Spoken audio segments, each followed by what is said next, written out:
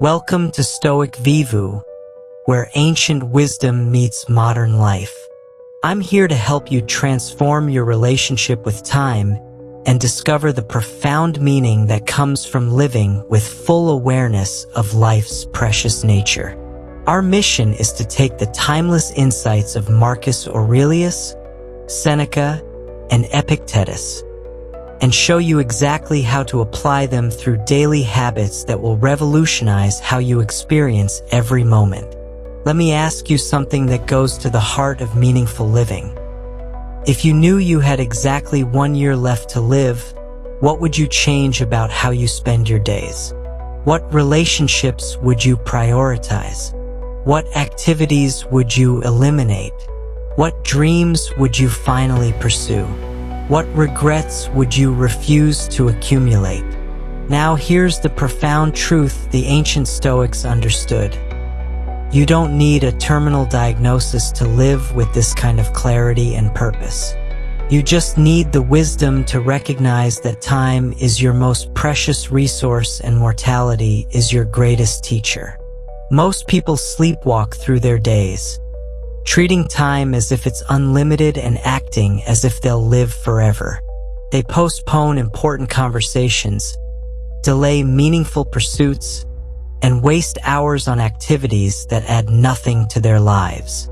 They accumulate possessions instead of experiences, seek external validation instead of inner contentment, and chase endless goals instead of appreciating present moments. The Stoics discovered something revolutionary. When you truly understand the finite nature of life and the irreplaceable value of time, everything changes. Your priorities become crystal clear. Your decisions become more intentional. Your relationships become more meaningful. Your daily choices align with your deepest values. Marcus Aurelius, while leading the Roman Empire through unprecedented challenges, wrote private reminders to himself about time's preciousness and mortality's certainty. These weren't morbid obsessions, but life-giving perspectives that helped him focus on what truly mattered. Seneca, one of Rome's wealthiest citizens, discovered that true wealth had nothing to do with accumulation and everything to do with contentment. Epictetus, who had experienced powerlessness as someone enslaved, learned that real power comes from taking complete responsibility for your own growth and happiness. Today, you're going to learn 7 specific habits that will transform how you experience time, meaning, and your own potential. These aren't abstract philosophical concepts, but concrete daily practices that have helped countless individuals find deep satisfaction and purpose regardless of their external circumstances. By the end of this video, you'll have a complete system for time-conscious living. You'll know how to find genuine wealth in simple contentment, how to treasure each moment as irreplaceable, how to build strength for life's inevitable changes, and how to use mortality awareness as your greatest source of motivation and clarity. The ancient Stoics taught that wisdom isn't about knowing more facts, but about living more fully. Today, we're going to discover exactly what that means. Are you ready to transform your life with time? Habit 1. Find true wealth in simple contentment. Imagine you're a software engineer working at a prestigious tech company in San Francisco, earning a 6-figure salary that most people would consider exceptional. You live in a sleek downtown apartment, drive a luxury car, and can afford the best restaurants and entertainment the city offers. By every external measure, you've achieved financial success. Yet every morning, you wake up feeling empty, constantly comparing your salary to colleagues who make more, your apartment to friends who live in better neighborhoods, your car to the newer models you see on the street. You find yourself trapped in what psychologists call the hedonic treadmill. No matter how much you earn or acquire, satisfaction remains just out of reach. You tell yourself that the next promotion, the next bonus, the next purchase will finally bring contentment. But each achievement only raises the bar higher, leaving you more anxious and less satisfied than before. This is where Marcus Aurelius offers a perspective that can transform your entire relationship with wealth and happiness. Writing in his personal journal while possessing unlimited access to the riches of the Roman Empire, he made a profound observation. Very little is needed to make a happy life. It is all within yourself, in your way of thinking. This wasn't the idealistic musing of someone who had never experienced wealth. Marcus Aurelius had access to everything the ancient world could offer. The finest foods, the most beautiful art, the most luxurious accommodations, unlimited entertainment. Yet he discovered that true wealth had nothing to do with accumulation and everything to do with contentment. The Stoics understood something that modern consumer culture actively works to make you forget. Your happiness is not correlated with your possessions. In fact, the endless pursuit of more often creates less satisfaction, not more. Every purchase that promises to complete you only creates space for the next desire. Every achievement that should make you content only reveals new inadequacies to address. But here's the liberating truth. When you develop the habit of finding wealth in simple contentment, you become richer than people with 10 times your income who never learned this secret. You discover what Seneca called the greatest wealth, the ability to want what you have rather than constantly wanting what you don't have. Let's transform your San Francisco morning routine through this Stoic lens. Instead of waking up and immediately checking your investment portfolio or scrolling through social media that makes you feel inadequate, you begin with what Marcus Aurelius practiced: gratitude for simple abundance. You appreciate that you woke up healthy, that you have clean water, that you have meaningful work, and that you live in safety. This isn't about lowering your standards or accepting mediocrity. It's about recognizing that contentment is a skill you can develop, not a destination you reach through accumulation. The Stoics believed that wanting less is infinitely more powerful than earning more, because wanting less is completely within your control, while earning more depends on countless external factors. Seneca, who was one of the wealthiest people in Rome, practiced what he called poverty training. Periodically, he would live as simply as possible, eating basic food, wearing simple clothes, sleeping on a hard bed. This wasn't masochism but wisdom. He was training himself to find happiness independent of luxury, so that if fortune turned against him, his contentment wouldn't disappear with his possessions. Here's the daily practice that revolutionizes your relationship with wealth. Each morning, before checking your phone or thinking about what you need to acquire, spend 5 minutes practicing gratitude for what you already have. Not just the big things, but the simple abundance that surrounds you. The comfortable temperature in your apartment, the convenience of electricity, the miracle of running water, the luxury of having books to read. This practice rewires your brain from scarcity thinking to abundance recognition. Instead of starting each day focused on what you lack, you begin by acknowledging the wealth you already possess. Instead of measuring your worth by comparison to others, you develop appreciation for your actual circumstances. The key insight is this: contentment is a choice you make about your current situation, not a reward you earn through future achievements. You can choose to be content with your San Francisco salary while still working toward professional growth. You can appreciate your current apartment while still saving for something better. You can enjoy your present life while still pursuing meaningful goals. Epictetus, who had experienced both slavery and freedom, taught that wealth consists in not having great possessions, but in having few wants.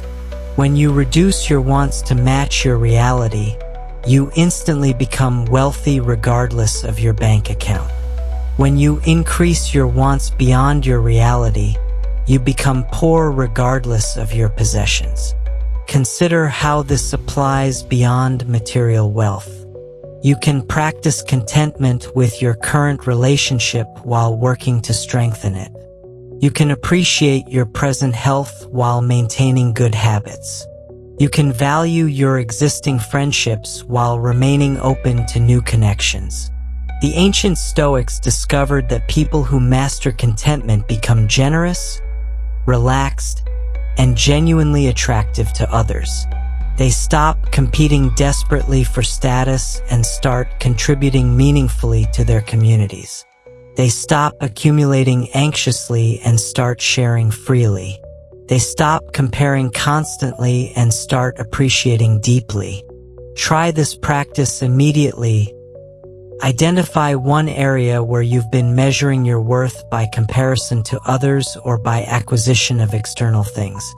For the next week, practice finding contentment with your current situation in that area while maintaining any productive goals you've set.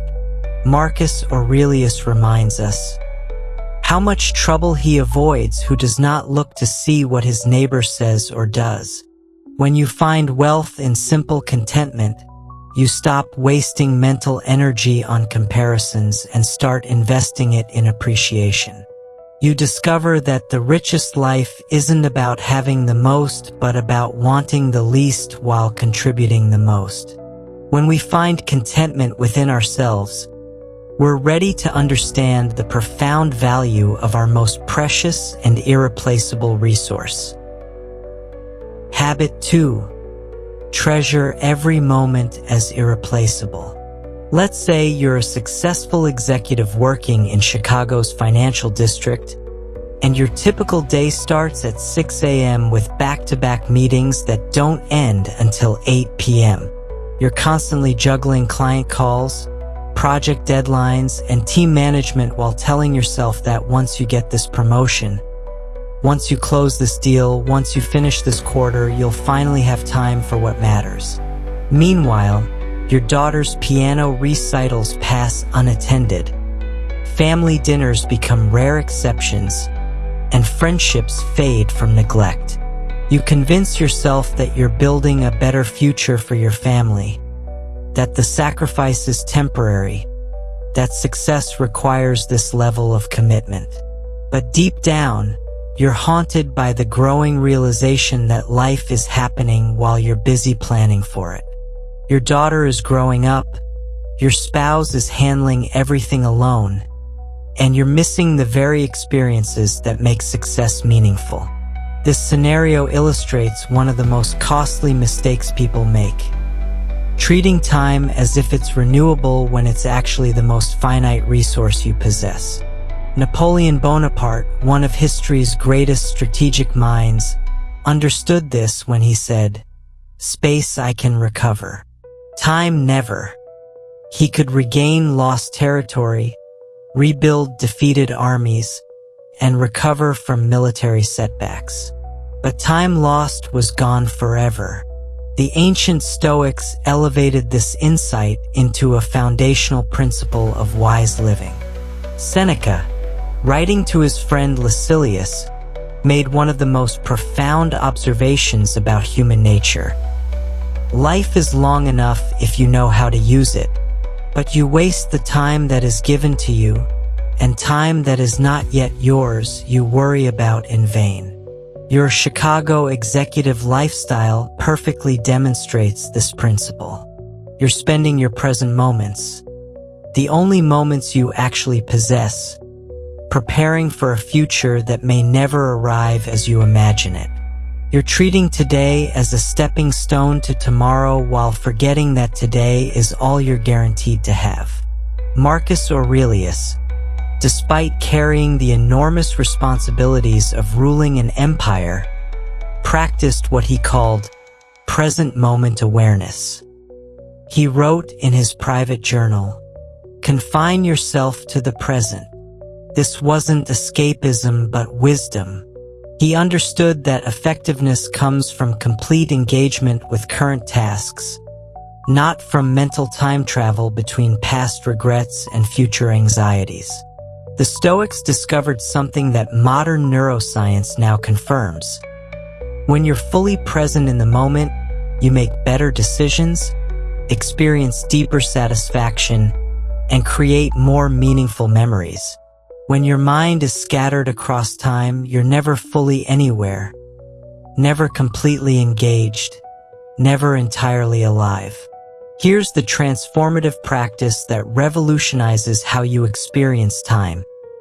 Each morning, before diving into your endless task list, spend 5 minutes acknowledging that this day will never come again. These specific conversations, these particular moments, these exact interactions are unrepeatable. Once today ends, it becomes part of history that you can remember but never relive. In your Chicago office, this might mean putting your phone aside during lunch with a colleague and being completely present for their stories. It could mean leaving work exactly on time twice this week to attend your daughter's soccer practice. It might involve taking a brief walk between meetings to notice the changing seasons instead of rushing mindlessly from one obligation to the next. The key insight is this: you don't need more time. You need better awareness of the time you have.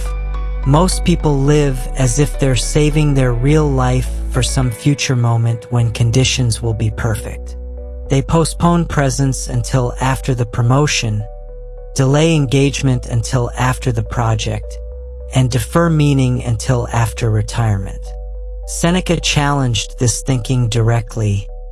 Nothing belongs to us except time. Your money can be stolen, your possessions can be lost, your reputation can be damaged, your health can fail. But the moments you've fully experienced, the presence you've given to people you love, the awareness you've brought to simple pleasures, these become part of you permanently.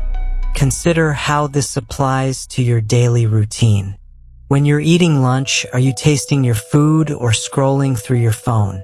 When your spouse tells you about their day, are you listening completely or planning your response? When you're walking to meetings, are you noticing your surroundings or mentally rehearsing conversations? The ancient Stoics practiced what they called time consciousness, the habit of remembering that each moment is irreplaceable. This doesn't create pressure to make every second profound, but rather appreciation for the ordinary moments that actually compose most of life. Epictetus, who understood the preciousness of freedom, having experienced slavery, taught that no one can hurt you without your permission. When you treasure each moment as irreplaceable, you refuse to give your precious time permission to be wasted on worry, resentment, or mindless distraction. Try this practice immediately.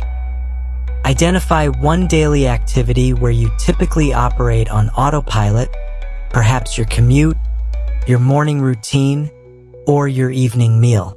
For the next week, bring complete presence to that activity. Notice details you usually miss. Engage fully instead of multitasking.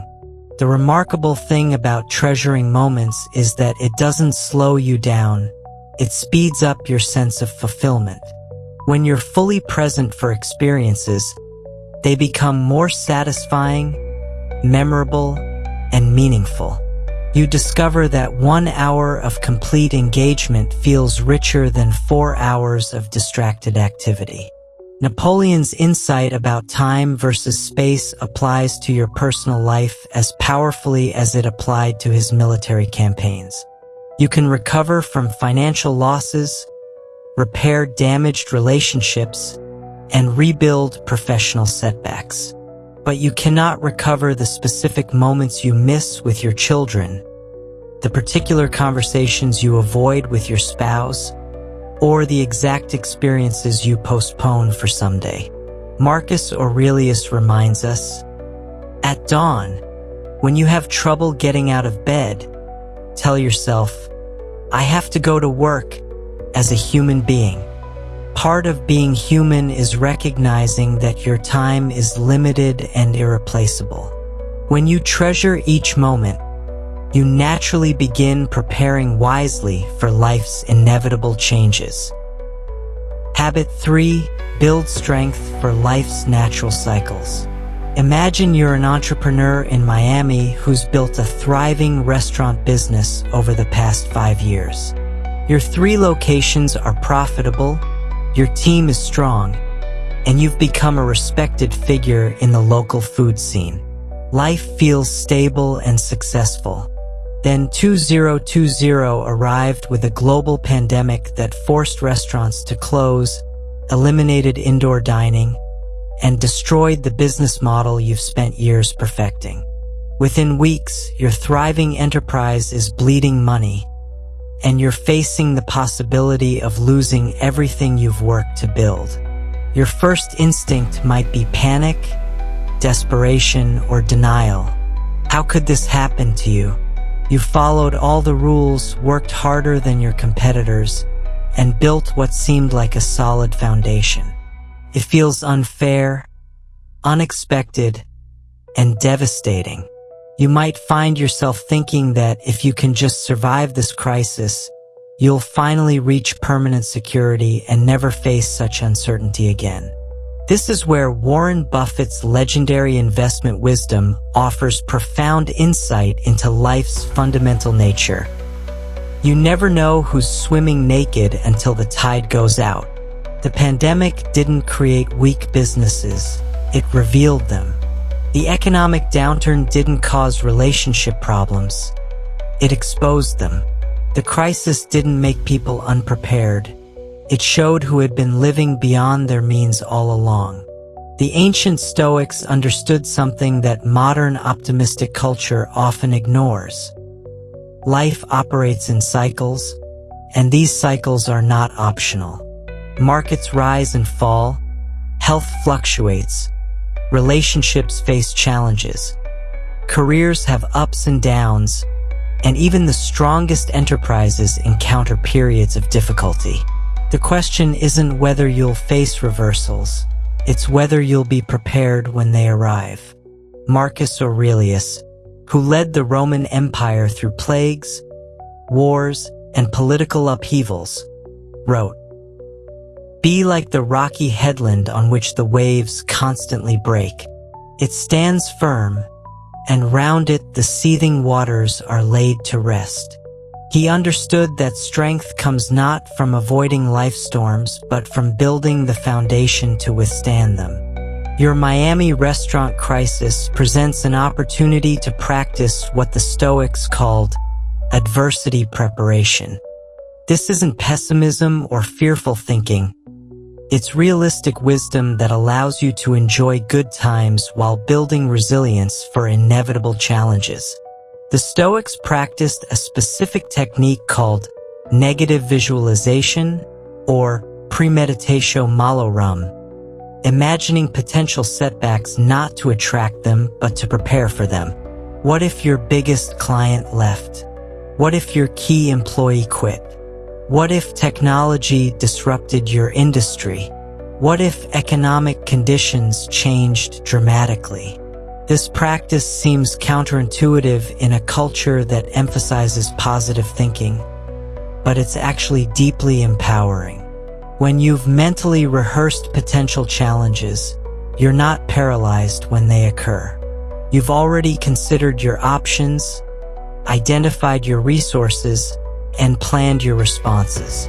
Applied to your restaurant business, this might have meant maintaining larger cash reserves, developing multiple revenue streams, cross-training employees for flexibility, and building relationships with suppliers who could adapt quickly.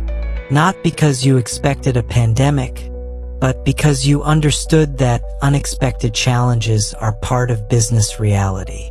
Seneca, who faced political exile and loss of fortune multiple times, wrote, "Every new beginning comes from some other beginning's end. When your indoor dining ended, it forced you to explore delivery services, outdoor seating, meal kits, and catering opportunities you might never have developed otherwise. The crisis that seemed like pure loss became the catalyst for innovation and diversification." Here's the daily practice that builds resilience for life's natural cycles. Each week, spend 20 minutes considering potential challenges in different areas of your life and developing response strategies. Not to worry obsessively, but to build confidence through preparation. For your finances, this might mean maintaining emergency funds, diversifying income sources, and living below your means. For your health, it could involve building fitness reserves, maintaining regular checkups, and developing stress management skills. For your relationships, it might include improving communication patterns, addressing issues early, and building support networks. The key insight is this: strength comes from preparation during calm periods, not from improvisation during crises. The time to dig a well is before you're thirsty. The time to strengthen relationships is before you need support. The time to build financial reserves is before economic uncertainty arrives. Buffett's swimming metaphor applies perfectly to personal life. When times are good, everyone seems successful, prepared, and resilient. But when challenges arrive, job loss, health problems, relationship conflicts, family crises, you discover who has been building real strength versus who has been riding temporary good fortune. The ancient Stoics believed that obstacles are not interruptions to your path. They are your path. Each challenge you successfully navigate builds confidence for future difficulties. Each crisis you handle well becomes evidence that you can handle whatever comes next. Epictetus, who experienced the ultimate reversal from slavery to freedom, taught that no one can hurt you without your permission. When you build strength for life's natural cycles, you refuse to give unexpected events permission to destroy your peace, your progress, or your purpose. Consider how this applies beyond business. Your health will face challenges. Build fitness and wellness habits now. Your relationships will encounter stress. Develop communication and conflict resolution skills today. Your career will have setbacks. Cultivate multiple competencies and professional relationships continuously. Try this practice immediately. Identify one area of your life where you've been assuming permanent stability. Spend 30 minutes this week developing a contingency plan for potential changes in that area. Not to create anxiety, but to build confidence through preparation. The remarkable thing about building strength for life cycles is that it actually allows you to enjoy good times more fully. When you know you're prepared for potential challenges, you can appreciate current blessings without the anxiety that comes from knowing they're fragile and you're unprepared. Marcus Aurelius reminds us, you have power over your mind, not outside events. Realize this, and you will find strength. Building strength for life's natural cycles means developing unshakable confidence in your ability to handle whatever the future brings. When you're prepared for cycles, you're ready to use life's most powerful teacher. Habit 4. Let mortality inspire your daily choices. Picture yourself as an artist living in Los Angeles, spending most of your days in a corporate marketing job that pays the bills but drains your creative energy. You tell yourself that someday you'll pursue your real passion, painting the landscapes that inspire you, exhibiting your work in galleries, maybe even teaching art to others. But someday always feels distant and abstract. There's always another project at work, another financial obligation, another reason to postpone your authentic creative life. Then something happens that changes everything. During a routine medical checkup, your doctor discovers an irregularity that requires immediate attention. While waiting for test results, you experience something profound. The sudden, vivid awareness that your time is not unlimited. For the first time in years, you ask yourself crucial questions. If you only had 1 year left, would you spend it in endless marketing meetings? If these were your final months, what would you create? What would you regret not pursuing? The medical results turn out to be benign, but the experience has awakened something in you that you can't ignore. You've discovered what the ancient Romans called memento mori, the practice of remembering that you will die. This isn't morbid obsession, but life-giving wisdom that clarifies what truly matters. Juvenal, the Roman poet, captured this principle perfectly when he wrote about Alexander the Great. The world was not big enough for Alexander the Great, but a coffin was. Here was a man who conquered most of the known world, accumulated unimaginable wealth and power, and seemed to transcend human limitations. Yet in the end, like every person who has ever lived, his story ended in a simple grave. This isn't meant to diminish Alexander's achievements or make you feel insignificant. It's meant to remind you that regardless of your accomplishments, your wealth, your status, or your power, you share the same fundamental condition as every human being. Your time is limited and your mortality is certain. Marcus Aurelius, who possessed more power than almost anyone in human history, made mortality awareness central to his daily practice. He wrote in his personal journal, "Think of yourself as dead. You have lived your life. Now take what's left and live it properly." This wasn't depression speaking, but wisdom that helped him focus on what genuinely mattered each day.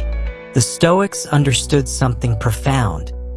When you truly accept your mortality, it doesn't paralyze you with fear.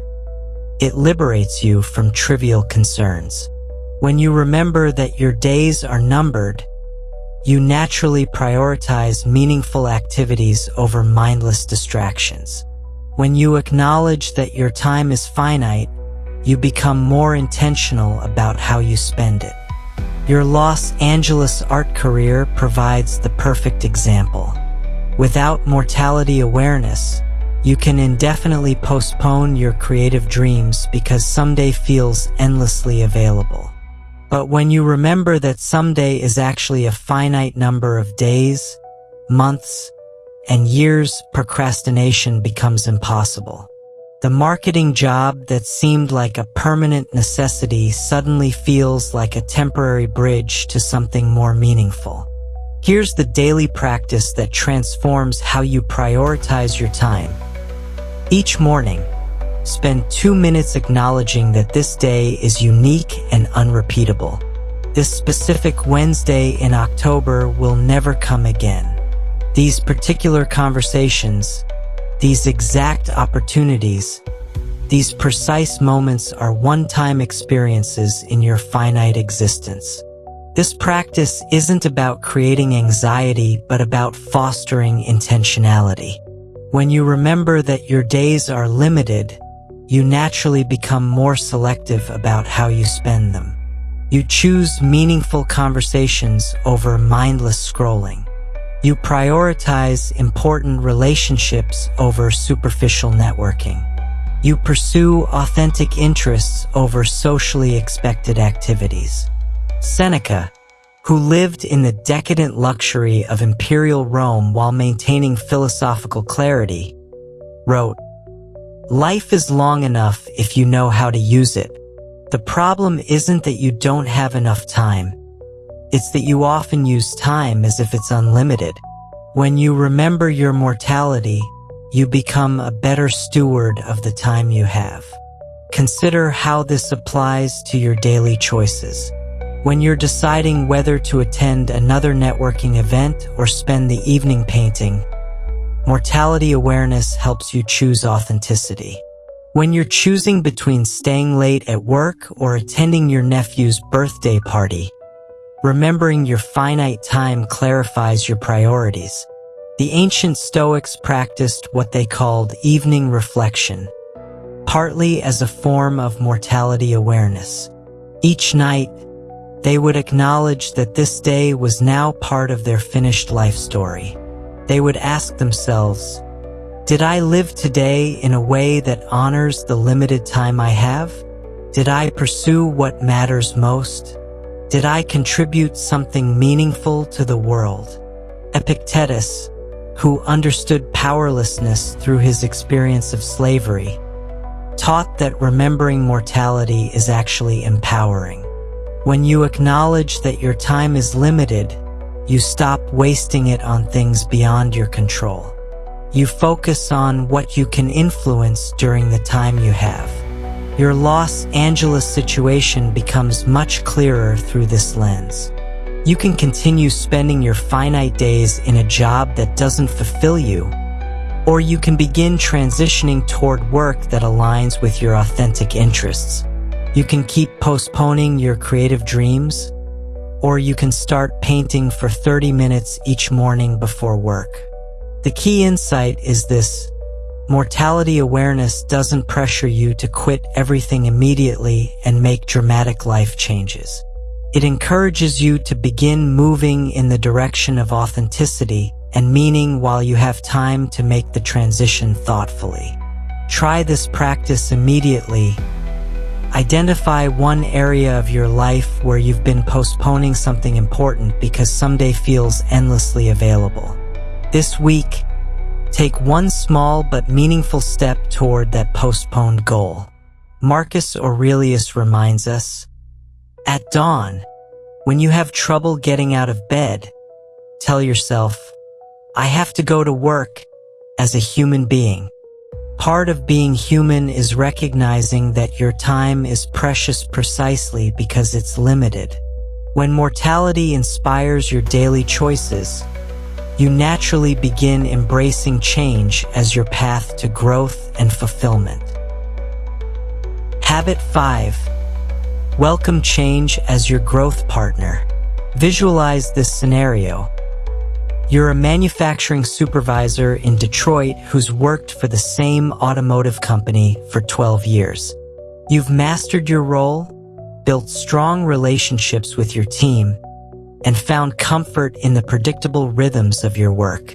Then your company announces they're implementing advanced automation technology that will fundamentally change how production operates.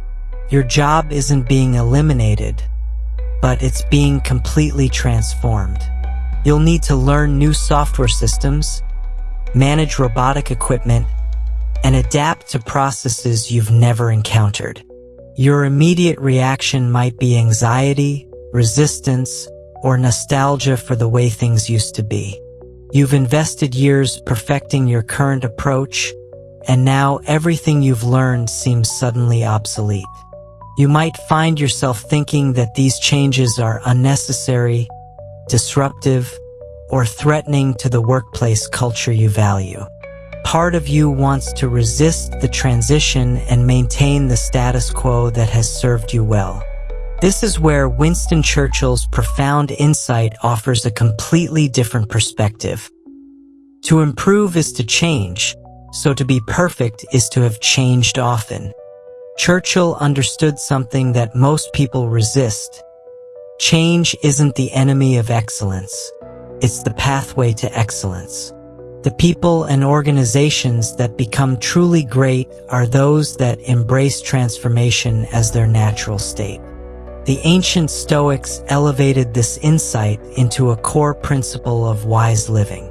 They understood that change is not only inevitable but essential for growth.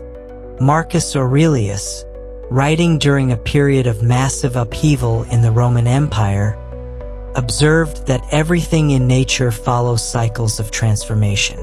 Seasons change, rivers flow, mountains erode and form, and living beings grow, adapt, and evolve. Your Detroit manufacturing situation perfectly illustrates what the Stoics called the discipline of desire. Learning to want what happens rather than resisting what's beyond your control. You cannot stop technological advancement, prevent industry evolution, or maintain permanent stability in a changing world. But you can control how you respond to change, and that response determines whether transformation becomes your enemy or your ally. The Stoics discovered something that modern psychology now confirms. People who embrace change as a natural part of life experience less stress, greater resilience, and more opportunities for growth than those who resist it. When you fight against inevitable change, you waste energy that could be invested in adaptation and improvement. Seneca, who lived through the reigns of multiple emperors and witnessed dramatic political and social transformations, wrote, "Every new beginning comes from some other beginning's end."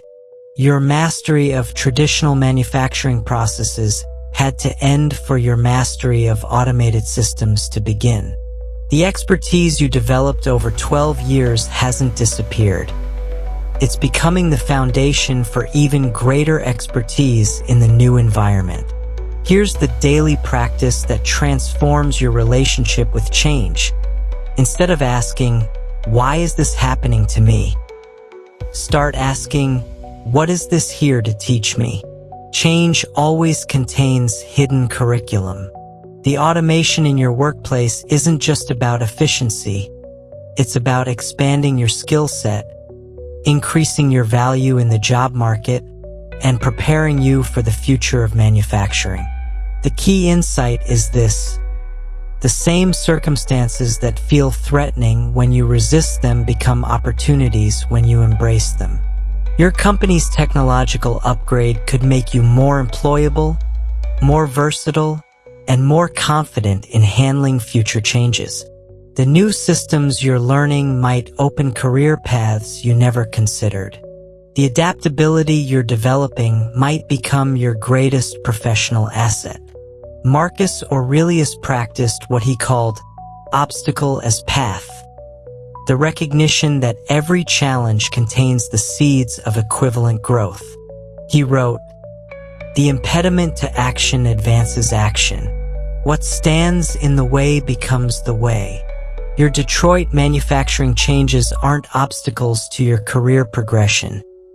They are your career progression disguised as obstacles. Consider how this applies beyond workplace transitions. When your relationship faces challenges, instead of resisting the discomfort, you can welcome it as an opportunity to deepen communication and intimacy. When your health requires lifestyle changes, instead of mourning old habits, you can embrace the chance to discover new sources of energy and vitality. The ancient Stoics understood that change anxiety comes from attachment to specific outcomes rather than commitment to general principles. You can remain committed to excellence, growth, and contribution while being flexible about the specific forms these values take.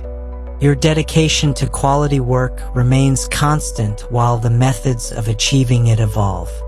Epictetus, who experienced the ultimate change from slavery to freedom, taught that no one can hurt you without your permission. When you welcome change as your growth partner, you refuse to give transformation permission to diminish your confidence or limit your potential. Instead, you use it to expand both. The remarkable thing about embracing change is that it creates a positive feedback loop. The more successfully you adapt to one transformation, the more confident you become about handling future changes. You develop what psychologists call change resilience, the ability to not just survive transitions but to thrive through them. Try this practice immediately.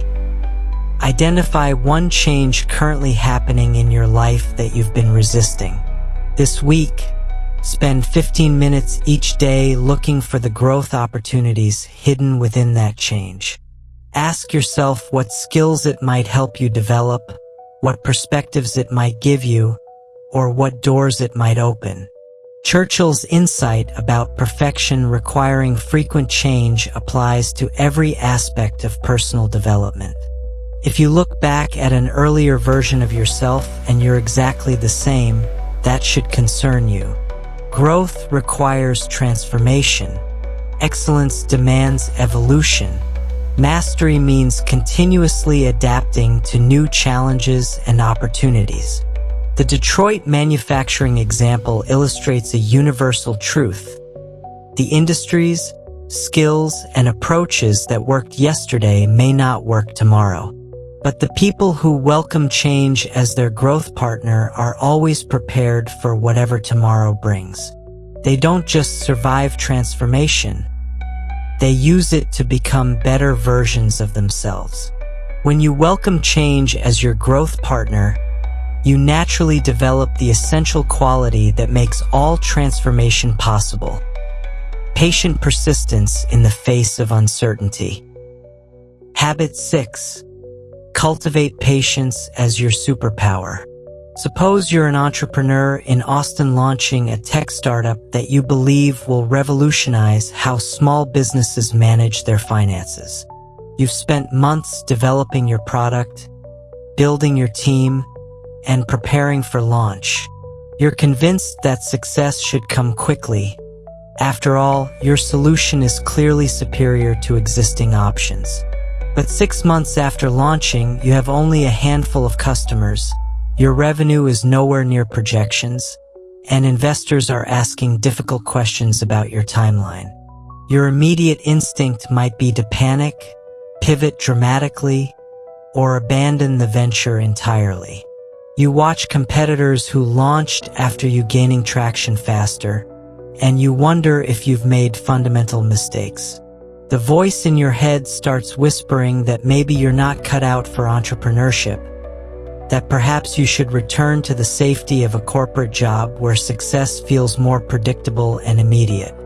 This is where Leo Tolstoy's profound insight from War and Peace offers a completely different perspective. Time and patience are the strongest warriors. Tolstoy understood something that our instant gratification culture actively works against. The most powerful achievements in life require sustained effort over extended periods, not dramatic gestures or quick fixes. The ancient Stoics understood patience not as passive waiting but as active persistence in the face of uncertainty.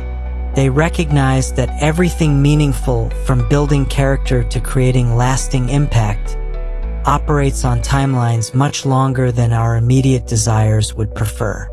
Marcus Aurelius, who guided the Roman Empire through years of plague and warfare, wrote, "Be like the rocky headland on which the waves constantly break. It stands firm, and round it the seething waters are laid to rest."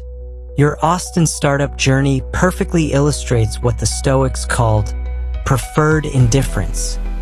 You can prefer rapid success while remaining patient about the timeline. The mistake most entrepreneurs make is measuring their progress by external validation rather than by the quality of their daily efforts and the strength of their foundations. Consider the most successful businesses you know. Amazon lost money for years while building the infrastructure that would eventually dominate e-commerce. Apple faced near bankruptcy before becoming the world's most valuable company. Netflix was mocked for suggesting people would stream movies when everyone thought physical DVDs were the future. These companies succeeded not because they achieved immediate results, but because they maintained patient persistence through periods of slow growth and apparent failure. The Stoics developed a specific practice for cultivating patience called long-term thinking. Instead of measuring success by quarterly results, they evaluated progress by annual or even decade-long trajectories. Instead of expecting immediate rewards, they focused on building foundations that would support lasting achievement. Here's the daily practice that transforms impatience into strategic advantage. Each morning, remind yourself that you're building something that will still matter 5 years from now. Your startup isn't just about this month's revenue. It's about creating lasting value for customers, building a sustainable business model, and developing the expertise that will serve you throughout your career. The key insight is this: patience is not about lowering your standards or accepting mediocrity. It's about understanding that excellence requires time to develop. The musicians you admire practiced for years before their breakthrough performances. The writers you respect wrote countless pages before producing their masterpieces. The leaders you follow made hundreds of decisions before developing the judgment that makes them effective. Seneca, who built enormous wealth through patient investment strategies, wrote, "Every new beginning comes from some other beginning's end."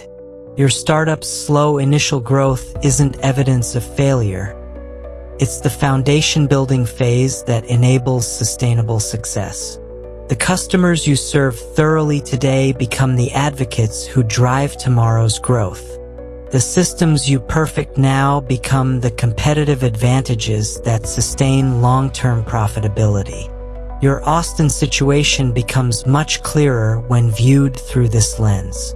Instead of panicking about slow growth, you can focus on deeply understanding your customers' needs. Instead of pivoting hastily, you can refine your product based on genuine user feedback. Instead of comparing yourself to faster-growing competitors, you can build the operational excellence that will outlast short-term advantages. The ancient Stoics understood that patience creates what they called inner fortress, an unshakable core that remains steady regardless of external circumstances. When you cultivate patience as your superpower, you become someone that market fluctuations cannot shake, that competitor actions cannot derail, and that investor pressure cannot compromise. Epictetus, who waited years for his freedom while developing the philosophical insights that would influence centuries of thinkers, taught that no one can hurt you without your permission. When you cultivate patience, you refuse to give short-term setbacks permission to destroy long-term vision.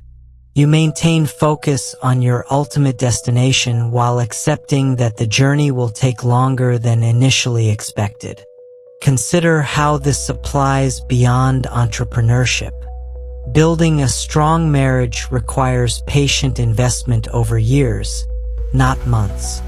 Developing expertise in any field requires thousands of hours of deliberate practice. Creating financial security requires consistent saving and investing over decades. Raising children requires daily attention over 2 decades, with results that may not be fully visible for generations. The remarkable thing about cultivating patience is that it actually accelerates your progress. When you're not constantly second-guessing your direction or abandoning strategies before they've had time to work, you can commit fully to executing your plans. When you're not wasting energy on anxiety about timelines, you can invest that energy in improving your actual work. Try this practice immediately. Identify one area of your life where you've been expecting unrealistically fast results. This week, create a realistic timeline for meaningful progress in that area and commit to patient persistence rather than anxious rushing. Tolstoy's insight about time and patience being the strongest warriors applies to every aspect of personal and professional development. The people who achieve extraordinary results aren't necessarily the most talented or the most connected. They're the ones who maintain consistent effort over the longest periods. Your Austin startup, like every meaningful endeavor, is a marathon disguised as a sprint. When you cultivate patience as your superpower, you develop the endurance to outlast competitors who burn out, the perspective to make wise long-term decisions, and the confidence to persist when others quit. With patient persistence as your foundation, you're ready for the ultimate habit that brings all personal development together, taking complete ownership of your life transformation. Habit 7. Own your power to transform your life. Consider this scenario. You're a single parent in Phoenix working 2 part-time jobs to support your teenage daughter while pursuing your nursing degree at night. Your days start at 5 a.m. and end well past midnight. Money is always tight, childcare is a constant challenge, and you often feel overwhelmed by responsibilities that seem impossible to manage.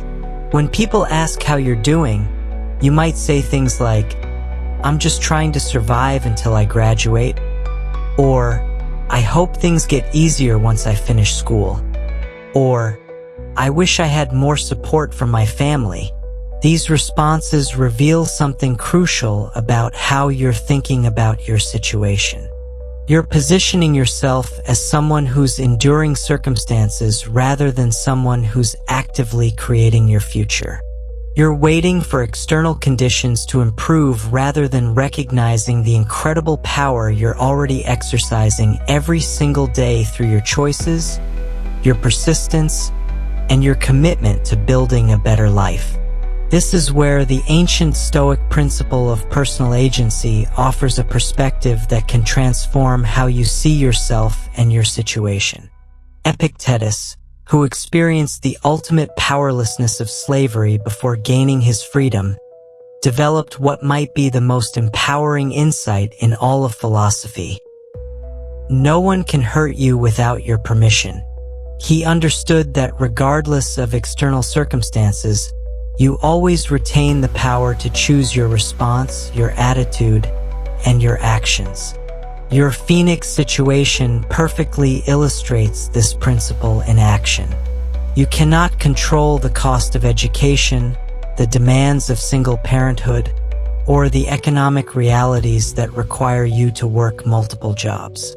But you are controlling something far more important: your response to these circumstances. Every morning when you choose to get up at 5 a.m., you're exercising your power. Every evening when you study instead of watching television, you're demonstrating your agency.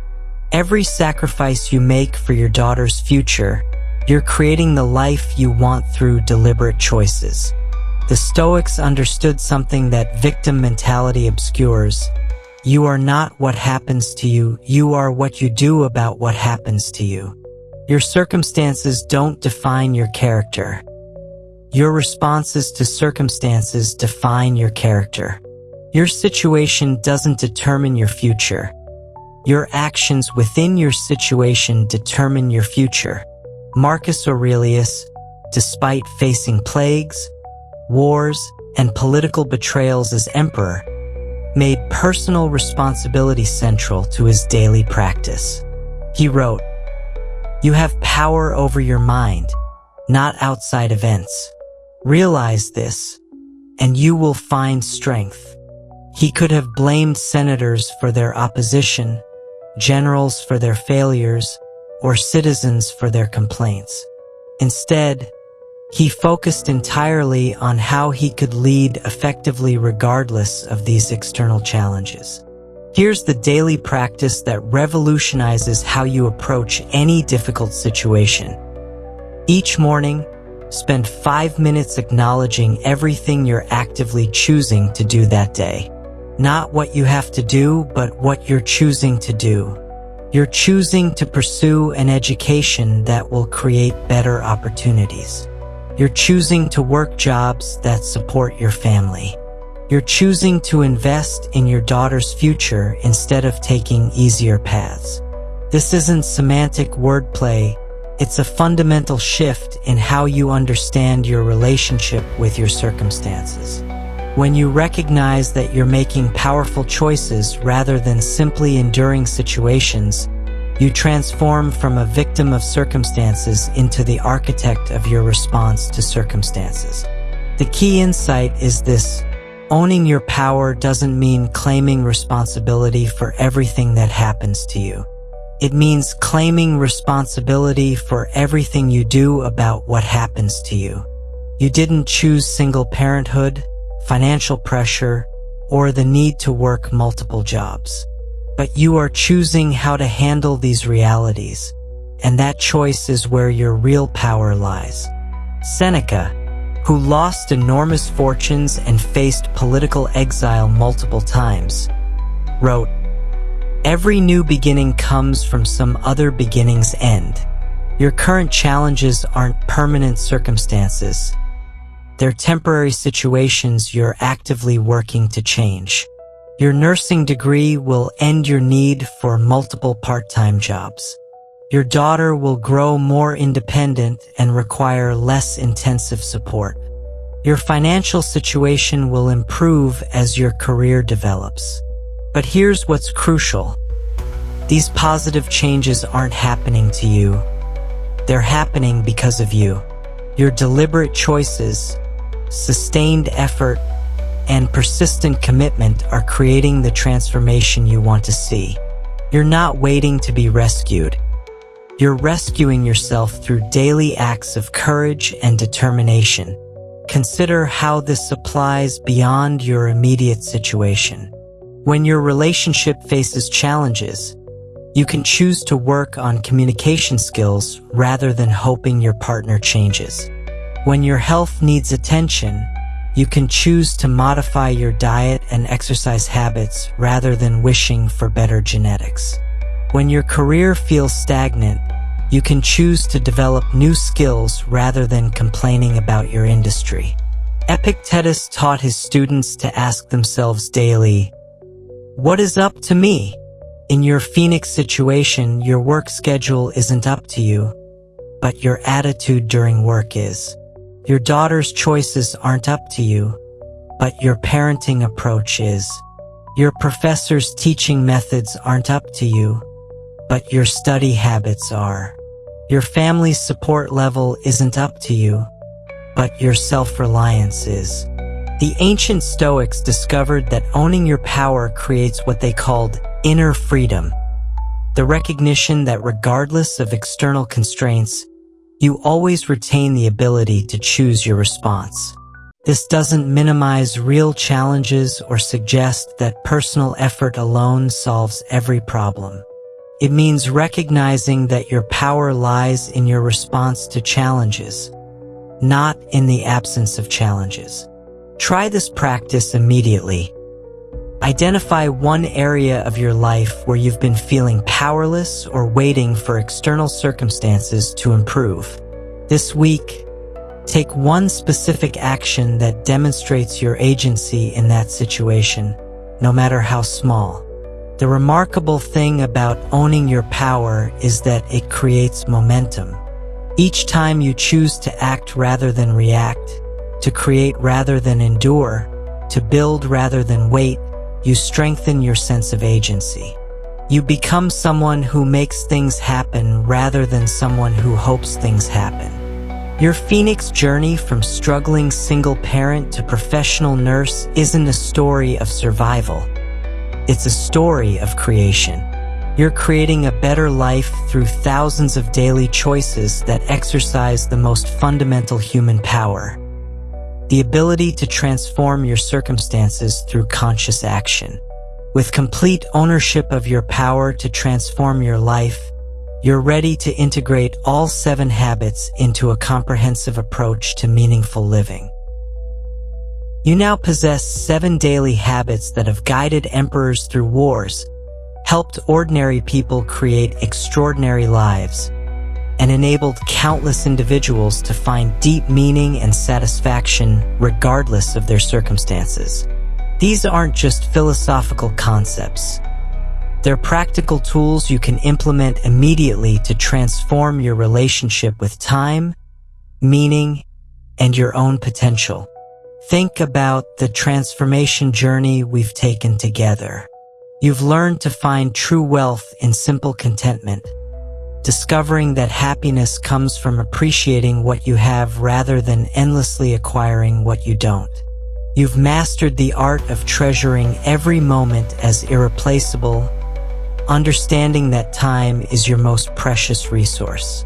You've developed strength for life's natural cycles, preparing wisely for inevitable changes while enjoying current blessings. You've discovered how mortality awareness inspires rather than paralyzes, using the certainty of death to clarify what truly matters in your limited time. You've learned to welcome change as your growth partner, seeing transformation as the pathway to excellence rather than a threat to stability. You've cultivated patience as your superpower, understanding that meaningful achievements require sustained effort over extended periods. Most importantly, you've learned to own your complete power to transform your life, recognizing that regardless of circumstances, you always retain the ability to choose your response and create your future through deliberate action. Napoleon understood that time is irreplaceable. Warren Buffett knew that preparation reveals true strength. Churchill recognized that excellence requires embracing change. Tolstoy discovered that patience creates unstoppable momentum. The ancient Stoics wove all these insights into a complete system for meaningful living that has endured for over 2,000 years. Your transformation doesn't require perfect implementation of all 7 habits simultaneously. Start with the one that resonates most powerfully with your current situation. Perhaps it's finding contentment in simplicity, or treasuring moments with loved ones, or building resilience for future challenges. Maybe it's using mortality awareness to prioritize authentically, or welcoming changes in your career, or developing patient persistence toward important goals. The key is beginning today with conscious intention. Every moment you spend practicing these habits is an investment in the person you're becoming. Every choice you make through this lens builds character that will serve you for life. Every day you living with time consciousness and mortality awareness brings greater clarity about what truly matters. Remember, the ancient Stoics didn't develop these practices to become perfect. They developed them to become fully human. They understood that wisdom isn't about having all the answers, but about asking better questions. They knew that strength isn't about avoiding challenges, but about responding to them with virtue and grace. These 7 habits work together to create what the Stoics called the good life. Not a life without difficulties, but a life lived with purpose, meaning, and unshakable inner strength. You have everything you need to begin this transformation today. If these 7 habits have shown you a path to meaningful living, subscribe to the Stoic Vivu channel for more ancient wisdom that transforms modern challenges. Like this video if it's given you tools for time mastery and life transformation, and share it with someone who's ready to discover their own power to create meaningful change. Your meaningful life starts now. Time is your ally when you know how to use it.